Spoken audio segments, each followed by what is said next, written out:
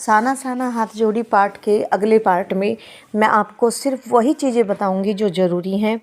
देखिए, जैसे ही उनके जो साथी थे, जो सैलानी थे, वो झूम झूम कर गा रहे थे सुहाना सफ़र और ये मौसम हंसी, लेकिन लेखिका शांत थी।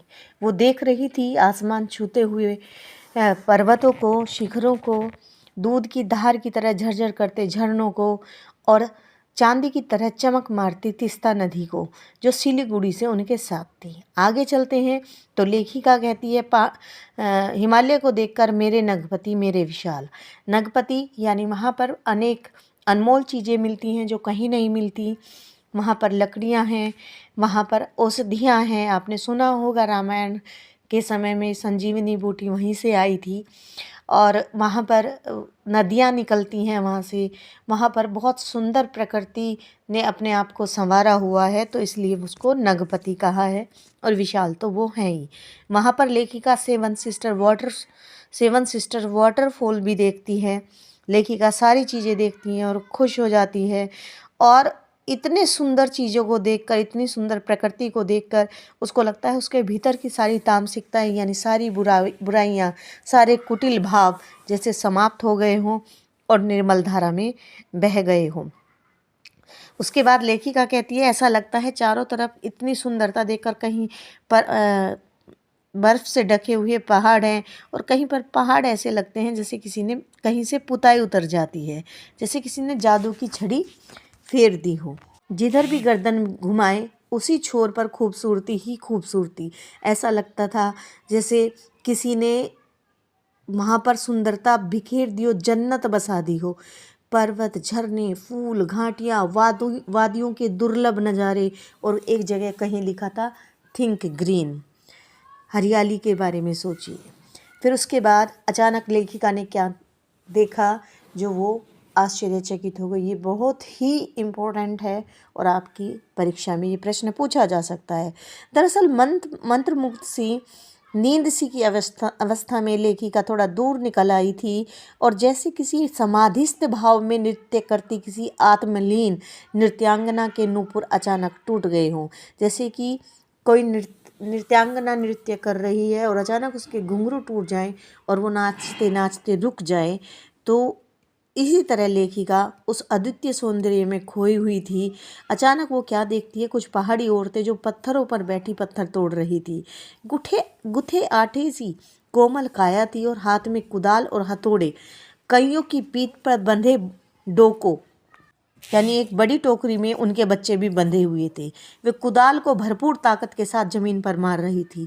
इतने स्वर्गीय सौंदर्य में, जहाँ पर नदी, फूल और वादियाँ और झरने थे, उनके बीच में भूख, मौत, दैन्य और जिंदा रहने की यह जंग, मातृत्व और श्रम साधना साथ साथ, यानी मेहनत भी कर रही थी और अपना माँ होने का कर्तव्य भी निभा रही थी। वहीं खड़े BRO रोड ऑर्गेनाइजेशन के एक कर्मचारी से पूछा, तो लेखिका को जवाब मिला।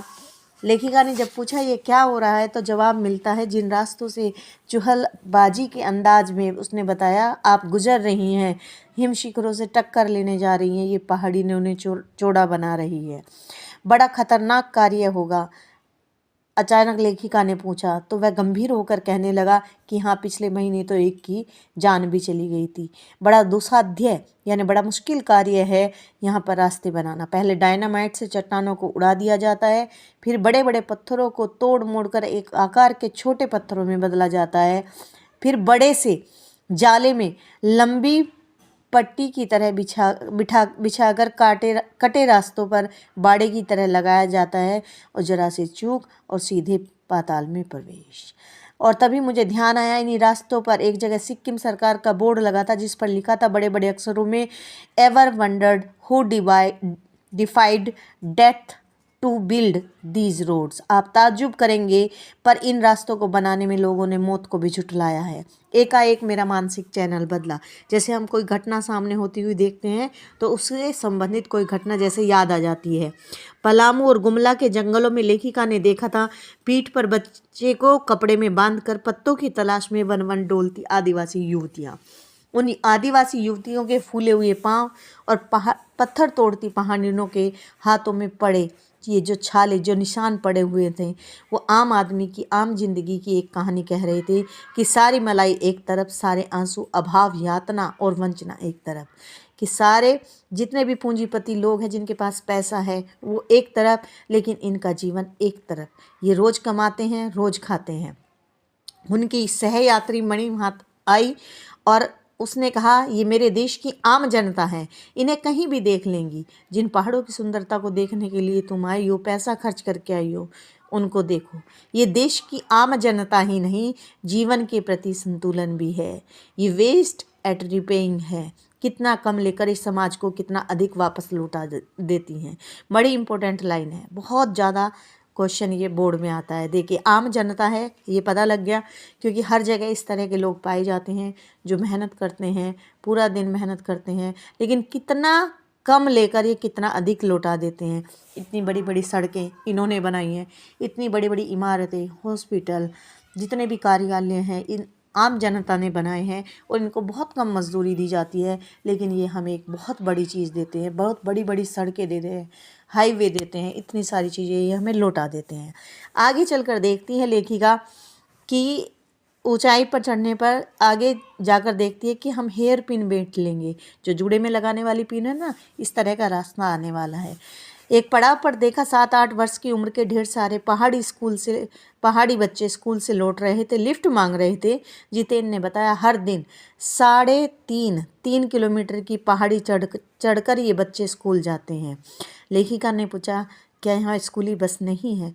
मणि के पूछने पर मणि ने ये पूछा, जितेन हंस पड़ा, मैडम ये मैदानी नहीं पहाड़ी इलाका है। मैदान की तरह यहाँ चिकना बरबिला यानी बड़े पेट वाला नहीं मिलेगा, क्योंकि रोज़ ऊपर नीचे जाना होता है, जीवन कठोर है।